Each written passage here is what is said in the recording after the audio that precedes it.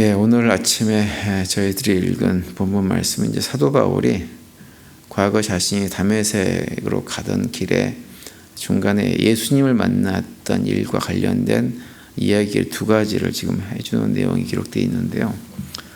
먼저 12절부터 16절까지 보시면 이제 다메섹으로 가는 길에 예수님을 만난 바울이 다메섹으로 가가지고 이제 아나니아를 만났던 일을 얘기를 해주고 있습니다. 그리고 17절부터 22절까지는 이제 그 이후에 바울이 이제 예루살렘으로 올라가가지고 성전에서 기도하다가 환상 속에서 이렇게 주님의 명령을 다시 받았던 장면을 언급을 하고 있습니다.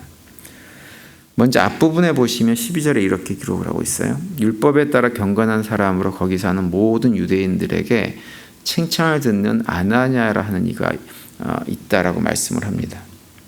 여기 보시면 아나니아라고 하는 사람을 이렇게 소개하고 있는데요. 사도 바울이 과거를 회상하면서 이렇게 아나니아를 소개하고 있는 것은 무엇이냐면 그 아나니아를 통해 사도 바울 자신이 굉장히 많은 영향을 받고 또 그를 통해서 받은 은혜가 컸기 때문에 아나니아를 언급하고 있는 것입니다. 사도 바울에게 있어서 아나니아라고 하는 사람은 굉장히 특별한 사람이죠. 그러면서 이제 아나니아를 소개하면서 하는 얘기가 뭐냐면 율법에 따라 경건한 사람으로 거기 사는 모든 유대인들에게 칭찬을 듣는 사람이다 라고 소개를 하고 있어요. 그러니까 아나니아는 예수 그리스도를 믿는 크리스찬입니다. 크리스찬으로서 예수님의 제자가 된 사람인데 이 사람은 어떤 사람이냐? 율법을 철저하게 지켜서 어느 정도로 철저하게 지켰느냐? 그 지역에 사는 기독교인들을 박해하는 유대인들에게조차도 칭찬을 들을 정도로 그렇게 훌륭한 사람이었다고 하는 거예요. 그러니까 아나니아라는 사람은 율법에 굉장히 정통한 사람이었지만 과거 바울이 사울일 때 율법을 잘못 이해해가지고 바리새인들과 같은 똑같은 어떤 삶을 살아가면서 그런 방식의 열심을 내는 것과 다른 삶을 살고 있는 사람이 이 아나니아라고 하는 사람이라고 하는 거예요. 율법을 열심히 연구했는데 이 아나니아는 놀랍게도 그 율법의 본래 의미를 진짜 의미를 붙들고 예수 그리스도를 통해서 그 율법이 성취되었던 사실을 깨달아 알고 있었던 사람이라고 하는 거죠. 사실은 이걸 생각해 보면 아나니아라는 사람은 정말 하나님의 은혜가 아니면 불가능한 것을 깨달아 알고 있었던 사람입니다. 성경에 보면 이따가 그런 분들이 좀 덜 언급이 됩니다. 비슷한 사람 중에 한 사람이 누구냐면 이제 요한복음 3장에서 예수님에게 와가지고 거듭남에 대해서 예수님과 이렇게 대화를 나눴던 니고데모도 비슷한 사람 중에 한 명이고, 또 한 사람을 꼽자 그러면 그 예수님께서 십자가에서 돌아가신 이후에 자기 무덤을 이렇게 제공을 해가지고는 예수님의 장례를 치르게 했던 아리마대 요셉 같은 사람도 비슷한 사람입니다.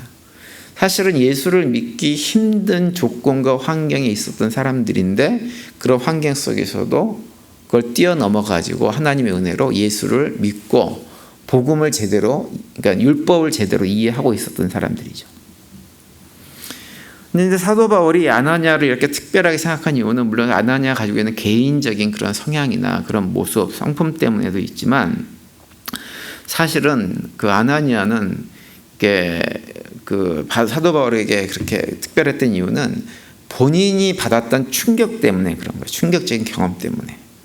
그러니까 어떤 경험이냐면 사도 바울이 이제 다메섹으로 크리스찬들 갖다가 박해하기 위해서 가다가 예수님을 만남과 동시에 어떤 경험을 하게 되냐면 그동안에 내가 열심히 믿고 있던, 정말 철저하게 믿고 그대로 살려고 노력했던, 그래서 거기에 반했던 예수 그리스도를 죽이는 것을 당연하게 생각하고 그동안에 살았는데 그렇게 살아왔던 자기 앞에 딱 누가 나타났냐면 죽었던 예수 그리스도가 나타난 거죠. 그러면서 그 순간에 뭘 깨달았냐면 이분이 나의 주인이구나, 주님이구나 라고 하는 것을 깨달아 알게 된 거예요. 그러다 보니까 어떤 일이 벌어지냐면 그동안에 자기가 알고 있던 모든 것들이 다 틀렸다는 사실을 확인한 거예요. 그러니까 다시 말하면 자신이 그동안에 가지고 있었던 삶 자체가 완전히 부정당하는 경험을 다메섹 선상에서 했던 것입니다. 사도 바울이 그런 상황을 뭐 미리 이렇게 예견해가지고 마음의 준비를 하고 경험한 게 아니에요. 아무런 준비도 안 돼 있는 상황에서 갑자기 예수님께서 그 앞에 나타나가지고 그런 모든 상황을 갖다가 일어나게 만든 거죠. 여러분 생각을 해보세요. 우리가 어떤 삶을 살아가면서 그런 경험, 그러니까는 나의 과거의 생각이 완전히 부정당하고 내가 지금까지 잘못 살았구나. 계속 이렇게 살아가는 길을 걸어가면 이건 망하는 길이구나 라고 하는 경험을 어느 순간 했다고 생각을 해보세요.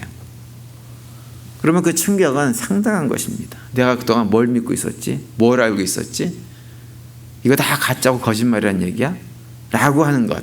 그런 경험을 하면 그 다음부터는 어떤 생각이 드냐면 완전히 갈 길을 잃어버리는 거예요. 이제 어디로 가야 되나? 무엇을 해야 되나? 내가 아는 건 도대체 무엇인가? 완전히 앞이 캄캄해지는 경험을 하는 거예요. 사도 바울이 데메섹 선상에서 예수님을 만나고 눈이 멀었다, 눈이 보이지 않았다라고 표현하고 있는데 그것은 바로 그런 상태가 되었다고 하는 것을 보여주고 있는 거예요.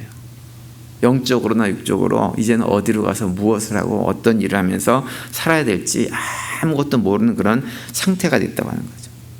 그래서 그 당시에 사도 바울에게 필요한 것은 무엇이냐면 지금까지 사도 바울이 잘못 알고 있었던 율법의 의미를 바르게 가르쳐줄 누군가가 필요했던 거죠. 그런데 그 사람이 누구냐? 바로 아나니아가 그 역할을 사도 바울에게 했던 것입니다. 그래서 오늘 본문 13절에 보면 이렇게 기록하고 있죠. 내게 와 곁에 서서 말하되 형제 사울아 다시 보라 하거늘 즉시 그를 쳐다보았노라 이렇게 얘기합니다. 여기서 보면 아나니아가 사울에게 다시 보라고 하니까 사울이 눈을 뜨고 다시 보게 되었다라고 얘기하는데 이것은 뭘 얘기냐면 그냥 눈을 떠서 보게 됐다라고 하는 그런 의미가 아니라 사도 바울이 아나니아를 통해 가지고 이제는 자신이 가야 될 길, 잃어버린 그 길을 다시 갈 수 있도록 만들어줬다고 하는 것입니다. 사실 오늘 본문에서는 이제 그 다메섹 도상에서 눈을 잃고 아나니아를 만나서 눈을 뜨게 되는 일이 굉장히 간단하게 아주 소개가 되어져 있지만 성경에 나와 있지 않지만 아마도 아나니아와 사울이 상당히 오랜 기간 동안 다메섹에서 있었을 거예요. 그러면서 아나니아가 율법에 대해서 자세한 설명을 바울에게 해줬을 것입니다. 그리고 바울은 오랜 세월 동안 율법을 공부했던 사람이기 때문에 아나니아가 얘기했던 그 말의 의미를 금방금방 깨달아 알았을 거예요. 그래서 전통적으로 바리새인들이 알고 있었던 그런 의미가 틀렸고 아나니아가 얘기한 대로 예수 그리스도 안에서 율법이 온전히 완성되었다고 하는 것을 깨달아 알고 예수 그리스도를 통해서 하나님께서 구약시대 때 우리에게 주셨던 모든 율법을 해석해야 됨을 완전히 깨달아 알게 되는 계기가 됐을 거예요. 그렇게 만든 사람이 누구냐? 바로 아나니아가 그런 역할을 했다고 하는 거죠. 그리고 사도 바울 자신도 그 공부를 하면서 깊이 묵상하고 그래서 완전히 예수 그리스도에 대한 복음에 대한 핵심 메시지들을 깨달아 아는 시간들을 거기서 가졌을 것입니다. 그렇기 때문에 아나니아는 사도 바울에게는 굉장히 중요한 자신의 삶을 완전히 새롭게 살아가는 데 있어서 결정적인 역할을 해줬던 사람이라고 할 수 있네요. 그래서 아나니아를 이렇게 소개를 하고 있는 거예요. 요한복음 9장 41절에 보면 예수님께서 바리새인들을 향해서 이렇게 말씀하죠. 예수께서 이르시되 너희가 맹인이 되었더라면 죄가 없으려니와 본다고 하니 너희 죄가 그대로 있느니라 이렇게 말씀하세요. 여기서 맹인이 되었더라면이라고 하는 표현은 뭐냐면 바리새인들이 스스로 고백하기를 우리도 보지 못하고 알지 못하는 사람입니다 라고 고백하면이라고 하는 말이에요. 그런 고백을 하면 맹인이 아니겠지만 너희들이 그런 고백을 하지 않는 걸 보니 너희들은 여전히 맹인이다. 정말 봐야 될 것을 보지 못하는 존재들이다 라고 말씀을 하신 거예요. 우리는 살면서 나는 뭔가를 보지 못하는 사람입니다 라고 고백하는 것이 우리들에게 복입니다. 그런데 가만히 보면 우리가 자주 쓰는 말 가운데 어떤 표현을 자주 쓰냐면 나는 딱 보면 알아 이런 표현을 참 많이 써요. 딱 딱 보면 알아. 뭘 그렇게 알 수 있는지 모르지만 딱 보면 안 돼요. 사실 우리가 살면서 수십 년을 반복해서 봐도 잘 모르는 사람들이 주변에 얼마나 많이 있습니까? 혹시 남편을 제대로 아십니까? 아내를 제대로 아세요? 몰라요. 수십 년 같이 살았는데도 모릅니다. 내가 배 아파서 낳은 자식들 수십 년 키웠는데 그 자식을 아냐 하면 자식을 몰라요. 모르는 게 정상이에요. 모르는데 우리는 어떻게 얘기하냐면 딱 보면 안 돼요. 딱 보면 알 수 있는 것이 별로 없습니다. 다른 사람이 하는 말, 행동들 어떻게 딱 보면 압니까? 딱 보면 알 수가 없어요. 모른다고 얘기를 해야지 맞는 거예요. 그런데 안다고 얘기하는 분들이 참 많아요. 제가 그런 일들을 목회하면서 참 많이 겪습니다. 성도들 가운데 자꾸 우리 목사님 생각을 난 딱 안 돼요. 어떻게 합니까? 제 생각을? 그러면서 이렇게 제가 하지도 않은 얘기를 막 하면서 이게 목사님 생각이야. 목사님 생각일 거야. 이러면서 막 주변 사람들에게 얘기하는 분들이 상당히 많이 있어요. 근데 딱 보면 안다는 소리는 누가 했던 소리냐면 바리새인들이 했던 소리예요. 그 사람들은 자신들이 율법이라고 하는 틀을 가지고 뭔가 규정을 정해놓고 그 틀에 맞는지 안 맞는지 딱 보면 알았던 사람들입니다. 그래서 판단하고 정죄하고 비난하고 했던 사람들이 바리새인들이에요. 우리가 그래서 바리새인들이 되지 않으려면 안다고 말하지 말아야 돼요. 딱 보면 안다는 소리를 하지 말아야 됩니다. 본다고 말하지 말고 나는 보지 못한 사람들입니다. 알지 못한 사람입니다. 라고 얘기를 할 때 그때 어떤 일이 벌어지냐면 하나님께서 우리로 하여금 정말 봐야 될 것, 정말 알아야 될 것을 보고 알고 깨달을 수 있도록 우리를 인도해 주십니다. 그게 우리가 새로운 삶을 사는 출발점이고 사도 바울도 바로 이제 못 보게 되니까 못 보게 된 그를 아나니아라는 사람을 통해서 주님이 자기를 고쳐주셨다고 오늘 본문을 통해서 고백하고 있는 거예요. 우리 성도님들이 자꾸 안다는 소리 하지 마시고 알아도 난 몰라 라고 하는 겸손함 속에서 살아가시면서 하나님께서 깨달아 알게 해주신 것들을 많이 깨달아 알 수 있는 또 볼 수 있는 우리 모두가 될 수 있게 되기를 간절히 바랍니다. 그리고 또 오늘 본문에 보면 예수님께서 보지 못하게 된 사도 바울을 아나니아를 통해서 이렇게 보게 만들어 주는 것뿐만 아니라 한 걸음 더 나아가서 직접 환상 가운데 깨달아 사도 바울이 어떠한 길을 가야 될지를 깨달아 알게 해주시는 장면이 오늘 본문에 또 소개가 되고 있어요. 17절 이하의 그 내용인데요. 18절에 보면 이렇게 말씀하죠. 봄에 주께서 내게 말씀하시되 속히 예루살렘으로 나아가라. 그들은 내가 내게 대하여 증언하는 말을 듣지 아니하리라 하시거니라고 말씀을 하세요. 예수님은 앞으로 사도 바울이 돼서 이제 복음을 전할 때 그 복음을 전하는 일, 특별히 예루살렘 사람들에게 쉽지 않을 것이다라고 말씀을 하는 거예요. 근데 사도 바울은 어떻게 반응하냐면 주님 아닌데요. 이 사람들이 저를 특별하게 이렇게 거부할 리가 별로 없습니다. 왜냐하면 과거에 제가 그들을 대변해가지고 행했던 많은 일들이 있지 않습니까?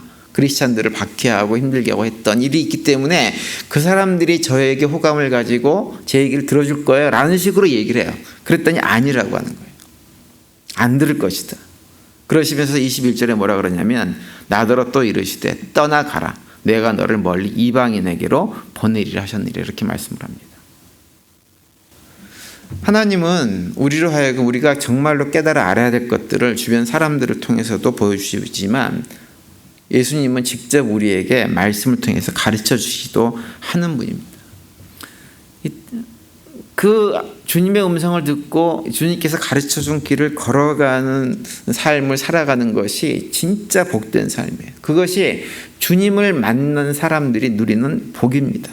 근데 주님을 만나지 못하면 우리가 정말 걸어가야 될 길을 걸어가지 못하고 여기저기서 방황하고 헤매게 되는 거예요. 근데 사도 바울은 그런 경험을 통해 가지고 주님께서 자신의 생각을 뛰어넘어서 본인이 해야 될 사명이 무엇인지 가야 될 길이 무엇인지를 분명하게 깨달아 알게 해줬다라고 오늘 본문을 통해서 과거를 회상하면서 고백을 하고 있는 것입니다. 우리 성도님들도 사도 바울이 걸었던 그 길을 함께 걸어갈 수 있게 되기를 간절히 바랍니다. 그래서 주님께서 가르쳐 주시는 참된 복음을 붙들고 그 복음의 삶을 살 뿐만 아니라 정말 주님께서 우리 각자에게 맡겨주신 사명들이 있어요. 그 사명들을 신실하게 감당하면서 우리 삶이 주님의 기쁨이 되어지는 그런 복된 삶을 살아갈 수 있게 되기를 간절히 바랍니다. 오늘도 그런 고백 가운데 승리하시고 또 주님께 주시는 평강이 넘치는 복된 하루가 되시기를 다시 한번 간절히 축원을 드립니다.